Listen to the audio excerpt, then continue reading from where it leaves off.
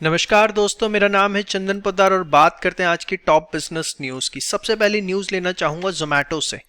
जोमेटो अभी अपना आईपीओ लेके आया जो कि लगभग 9,500 करोड़ रुपए का था। उसके लिए जोमेटो ने जो फीस पे करी इन्वेस्टमेंट बैंकर्स को, दैट इज 229 करोड़ रुपीस।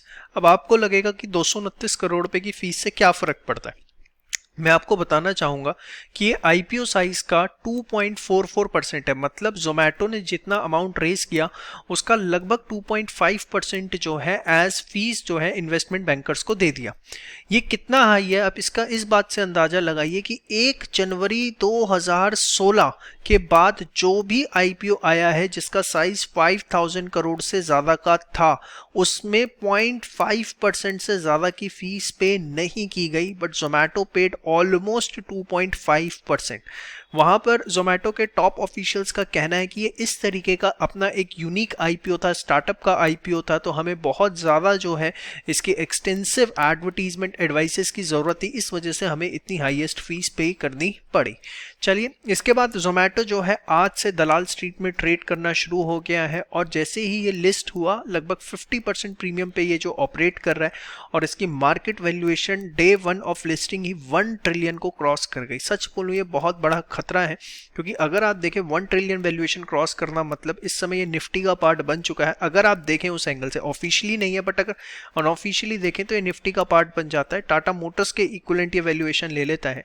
तो क्या इतने एक ऐप को जो कि सिर्फ फूड डिलीवरी करता है उसको इतनी जबरदस्त वैल्यूएशन देना, उसका आईपीओ सक्सेसफुल करवाना, इंडियन इन्वेस्टर्स को कहीं ना कहीं सिर्फ और सिर्फ एक बहुत बड़े जाल में फंसाने की तैयारी है, जो कि आने वाले वक्त में देखने को मिल सकता है। इसके बाद बहुत ही अच्छी न्यूज आई गवर्नमेंट की तरफ से। गवर्नमेंट ने productivity linked incentive scheme PLI scheme क्या होता है, जब गवर्नमेंट चाहती है कि किसी चीज की प्रोडक्शन हिंदुस्तान में बूस्टअप हो तो गवर्नमेंट प्रोडक्शन बढ़ाने के लिए कुछ इंसेंटिव्स डिक्लेयर करती है, उसको बोला जाता है पीएलआई स्कीम। तो गवर्नमेंट जो है 6,322 करोड़ रुपए का इंसेंटिव लेके आई है स्टील की प्रोडक्शन को हिंदुस्तान में बढ़ाने के लिए। इस समय जो हिंदुस्तान में स्टील का प्रोडक्शन है वो 18 मेट्रिक टन है, जिसको गवर्नमेंट 42 मेट्रिक टन 2026-27 तक लेके जाना चाहती है। माना जा रहा है कि इस इंसेंटिव से 40,000 करोड़ रुपए का एडिशनल इंसेंटिव आएगा और लगभग 5.25 लाख लोगों को जो है एम्प्लॉयमेंट मिलेगा और 68,000 लोगों को जो है डायरेक्ट एम्प्लॉयमेंट इसमें मिलेगा। तो कहीं ना कहीं स्टील को लेके बहुत ज़्यादा पॉजिटिव, और इससे एक सबसे बड़ी चीज़ की स्टील सेक्टर के अंदर बहुत अच्छी तेज़ी है और आप स्टील के शेयर्स में अगर पैसा लगाना चाहें तो अच्छे एनालिसिस करके आप पैसा लगा सकते हैं, क्योंकि यहाँ से कम एटलीस्ट 2025 तक जो है आपका पैसा डबल या 2.5 गुना होता हुआ किसी भी छोटी से छोटी स्टील कंपनी के अंदर दिख रहा है।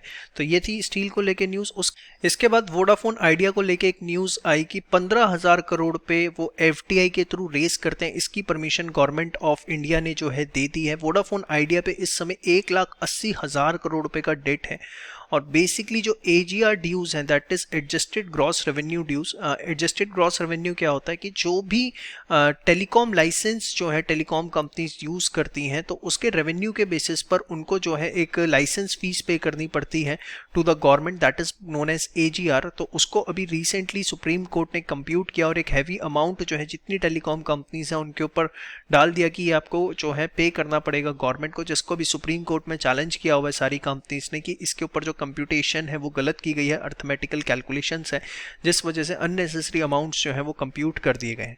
खैर, वोडाफोन आइडिया को जो ये पैसा मिलेगा 15,000 करोड़ रुपए का, इसको वो यूज करेंगे अपनी डेट्स को रिड्यूस करने के लिए, ऑपरेशनल एक्सपेंसेस के लिए, और एजीआर ड्यूज जिसको इंस्टॉलमेंट्स में पे करना है उनकी रीपेमेंट करने के लिए। रिसेंटली वोडाफोन आइडिया ने जो है गवर्नमेंट से एक और रिक्वेस्ट भी करी है कि 8,200 करोड़ रुपए की जो एक इंस्टॉलमेंट पे करनी है एजीआर ड्यू की अप्रैल 2022 में, तो उसको 1 साल का डेफर करने के लिए वोडाफोन आइडिया ने जो है रिक्वेस्ट करी गवर्नमेंट से कि इसको 1 साल के लिए आप डेफर कर दीजिए, हमारे पास उस समय इतने सफिशिएंट फंड्स नहीं होंगे कि हम उसको पे कर पाए।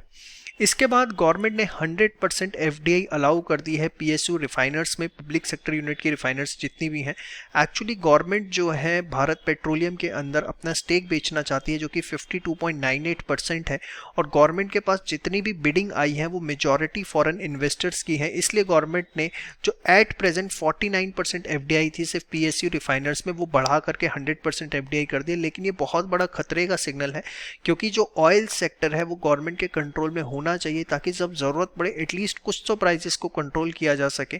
खैर आज भी डिमांड सप्लाई से प्राइसेस रेज होते हैं, लेकिन इनडायरेक्टली कहीं ना कहीं गवर्नमेंट का स्टेक होने की वजह से गवर्नमेंट का इन्फ्लुएंस रहता है, बट गवर्नमेंट ने इसे कंप्लीटली प्राइवेटाइज करने का एक तरह से अब फैसला ले लिया है। और अब इस न्यूज़ के बाद कहीं ना कहीं बीपीसीएल के अंदर हम गवर्नमेंट का स्टेक बहुत जल्दी हो सकता है कि ड्रास्टिकली रिड्यूस होते हुए देखें।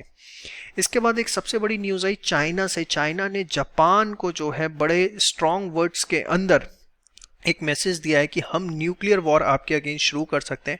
रिसेंटली जो डिप्टी पीएम है जापान के, उन्होंने एक अपना बयान दिया था कि जापान और यूएस को मिलके जो है ताइवान को सेव करना चाहिए, ताइवान को बचाना चाहिए चाइना से।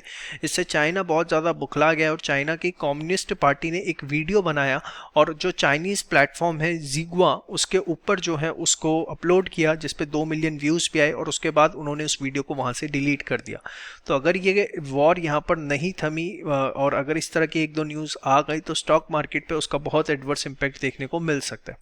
इसके बाद छोटी छोटी न्यूज़ आई। हिंदुस्तान यूनिलीवर के प्रॉफिट्स 10.7% से जो है इंक्रीज हुए। कायदे से देखा जाए तो डिक्रीज होने चाहिए, बट पिछले साल लोअर बेस था, इस वजह से जो है ये आपको प्रॉफिट्स जो है राइज होते हुए दिख रहे हैं। एयर इंडिया जिसका प्राइवेटाइजेशन होना है और माइट भी टाटा जो ग्रुप है वो इसको टेक ओवर करे, उसकी बिड जो है 15 सितंबर तक गवर्नमेंट को मिल सकती है। उसके बाद गवर्नमेंट जो है अपना LIC के अंदर जो स्टेक बेचने की तैयारी कर रही है, उसका IPO लाने की तैयारी कर रही है। वो 2 स्टेजेस के अंदर आ सकता है और फर्स्ट स्टेज के अंदर 6% और सेकंड परसेंट के अंदर भी वो 6% हो सकता है। अभी तक IPO का साइज क्या होगा इस पर कोई भी फाइनल कॉल जो है नहीं ली गई है और IPO लाने से पहले जो है उस IPO का इकोनॉमी के ऊपर क्या इम्पैक्ट पड़ेगा इसको बहुत अच्छे से कंसिडर किया जाएगा, ऐसे गवर्नमेंट के टॉप ऑफिशियल्स का कहना है। तो ये थी आज की टॉप बिजनेस न्यूज़। कैसी लगी कमेंट सेक्शन में ज़रूर बताइएगा और ये PPT आप हमारे टेलीग्राम चैनल से ले सकते हैं। जय श्री श्याम।